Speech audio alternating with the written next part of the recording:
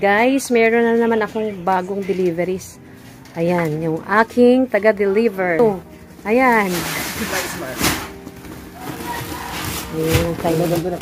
Magkano ba yan, Kip?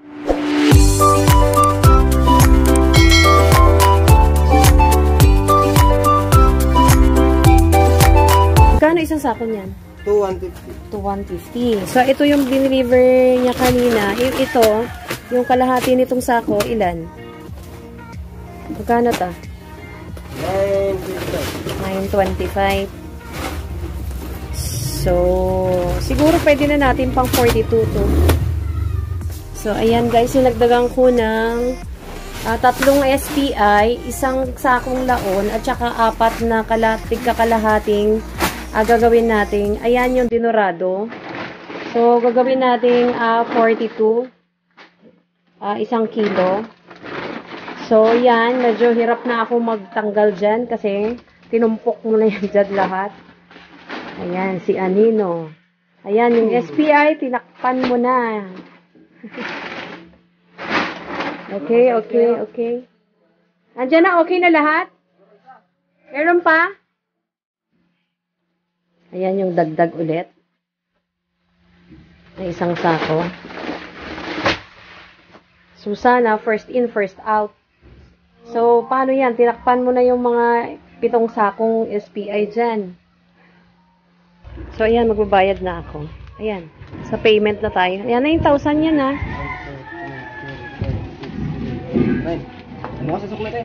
Hi, guys! Welcome back! Meron tayong isi-share ulit, guys. Bali, may deliveries ako kanina. So, Sunday ngayon. Bali, May 3. So, meron tayong deliver, every Sunday, meron tayong deliver na bigas. So, nakakapag-pa-deliver tayo kanina ng 8 sako. So, nasabi ko na rin to sa vlog ko before, bali yung SPI na mabenta sa akin, yung 45 pesos yung retail ko. Bibigyan ko kayo ng tip, guys, kung paano mag-dagdag ng tubo sa bigas. So, bali, ang tinutubo natin sa bigas, guys, depende ha. Kasi yung pag sa akin naman, bali 10% yung ina-add ko dun sa bigas ko. So, katulad nung bigas na kinuha ko kanina, SPI, yung pang 45 ko, bali yung kinuha natin kanina is 3 sako. Kasi meron pa akong tirang 7 sako nung nakarang araw. Kasi 10 yung kinuha natin.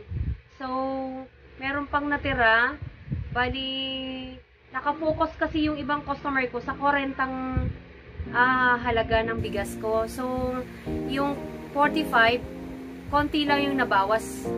So, bali pa mayroon pang 7 sako na natira. So, nagdagdag tayo ng 3 sako. So, yung tubo ko dun guys sa Tig 45 na SPI, kasi maganda siya, magandang klaseng bigas. Malambot. So, ang additional ko dun guys is 10% lang. So, bali 1,020 yung kuha ko. Bali, nagdadagdag na lang tayo ng 10%. So, bali yung tutubuin natin doon is nasa 125 pesos. Yung tubo natin doon sa half sako na yun. So, bali, kapag yung wholesale naman yung kukunin ng customer natin, bali, nagdadagdag na lang tayo ng 30 pesos sa isang sako. So, bali 1,050 yung bigay natin sa customer. Kung merong magbibili ng sako na 25 kilos. So, dito kasi, halos, ang binibili dito is retail lang. Halos 5 kilo, 10 kilo, 1 kilo. Yun ang mabili dito. So, mas maganda ang kitaan kapag retail. Kasi, dun makikita yung tubo mo talaga. Compare dun sa sako, sa half sako. Ang maganda lang dun sa half sako kasi buo, hindi ka na masyado mapagod dahil buo yung binibili nilang bigas. So, yun guys, 10% lang ang dinadagdag ko doon. So, bali, meron tayong tubo doon na 125. And then, meron din akong pinadeliver kanina na 4 na sako, na tiga half sako. Yung kuha natin is nasa 900 plus. So, bali, ang retail ko naman doon is nasa 42 ang retail ko. So, mas maganda kasi pag retail. Pero konti lang naman ang kumukuha sa akin ng sako-sako.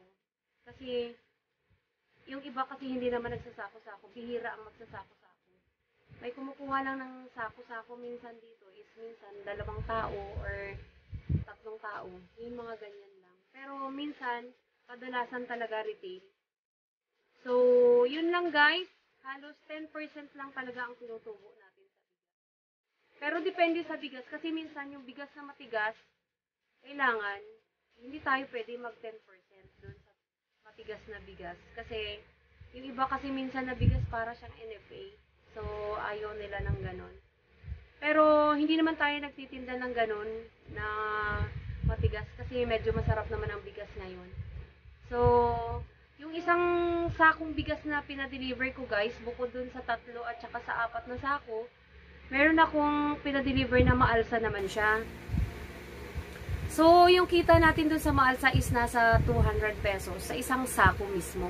Yung 50 kilos. Kasi, ginagawa ko lang siyang 48 ang isang kilo. Pero, bibihira ang may gusto nun. Kasi, halos yun ang kinakain namin. Yun ang gusto kong bigas. Yung maalsang bigas. Hinahaluan ko lang na malambot na bigas. Kaya, halos kami ang nakakaubos ng maalsang bigas. Kasi ayaw ko ng malagkit na bigas. So, pero pag mayroong namang gustong bumili, binibentahan naman natin guys. So, yun guys, ang aking ma-share about dun sa bigas na pinadeliver ko. So, medyo madami-dami na rin yung ating bigas ngayon. Dahil may dati pa tayo. So, bukod dun sa kaninang 8 sako, bali, tiga half sacks naman yung 7 natin. Yung isang sako is 50 kilos. So, yun lang guys. Kasi, yung bigas ngayon, halos yung mga ibang mga sari-sari store kasi, nagbibigas naman. Kaya, minsan pabugso-bugso naman yung bigas natin. Minsan may malakas, minsan may hindi malakas. So, minsan talaga, may time na talagang ubos-ubos ang bigas natin. May time talaga na meron pang tirang bigas na medyo madami. Pero, mas okay naman guys, dahil yung pinagkukuhanan natin na bigas ay consistent naman. Lagi naman ako binibigyan weekly. Yun yung dati kong pinagkukuhanan. Kaya, gustong-gusto ng customer ko kasi galing Bulacan yung bigas na yon, masarap yung bigas nila, malambot. So, yun lang guys, yung aking ma-share. Tingnan natin yung bigas ko guys na pinadeliver kanina. Meanwhile, ito yun guys, nabawasan na yung kalahati kong sako kanina. Ito. Bali parang may 5 kilo na lang natira. 5 kilo, yung 25 kilos. So, ito dati pa to. So, ito, yung SPI ko, ito, nabawasan na to ng 10 kilos. So, bali, mayroon pang 15 kilos na natira. So, yun guys. Kapag Sunday kasi halos yung ibang mga customer ang bumibili ng bigas. So, hindi masyado makita sa loob. Ay, marami pa yan dyan. Yan sa loob. Kasi maliit ang space natin. Instead na nakahiga yung bigas, hindi na. Kasi pinapatayo na natin para easy lang pagtanggal nung tali. Lalo pa pag nagmamadali yung mga customer. Ayan. Diba? Mas maganda kasi pag nakatayo halos yung bigas. Pero pag maramihang bigas siguro, ayun, kailangan nakahiga yung bigas. So, ito, mas maganda kapag ganito yung style nakatayo. Kasi madali lang buksan. At hindi na kailangan ipapatayo kasi mabigat ang bigas. Lalo-lalo pa, kami ng pamangkin ko, pares kaming babae, wala kaming lalaki dito na nagbubuhat ng bigas. Kaya, ang style namin sa pag-display ng bigas, ang style namin sa pagkamada ng bigas, nakatayo. Yan ang sikreto guys. At lalo pa, kapag nakatayo lahat ang bigas, iwas malaking space ang makakain. Ayan guys. So, ilan ang bigas na naka-stocks dyan? 1, 2, 3, 4, 5, 6, 7, 8, 9, 10, 11, 12, 13, 14, 15. Nasa 15 sacks. Yan. Na half sacks. So, ito lang yung isang sakong buo. So, meron pala tayong malagkit, guys. Yun. Meron akong malagkit. Ayan na, guys. Ayan na sila, guys. Ayan ang aking mga bigas. So, guys, meron pala akong malagkit na bigas. Hindi ko pala nasabi yun dun sa una kong vlog. Meron pala akong malagkit na binibenta. Ang presyo naman ng bigas ko na malagkit is 65 pesos. Nasa 2.6 ang kuha natin ng isang sako. Pero matagal maubos ang malagkit. Hindi katulad ng bigas na ordinary na mabilis maubos. Pero yung bigas kasi ng malagkit, bali, occasionally lang guys, ang bili ng ng malagkit. Hindi masyado mabenta yung malagkit sa panahon ngayon. Kaya ang mabili lang na buwan is November. Yan. Yan ang mabenta dahil mahal na araw. At saka December, yan, mabenta yung malagkit na yan. Pero yung mga ganitong panahon, halos minsan may bumibili pag may birthday lang, pero hindi gaano mabenta. Kaya pagdating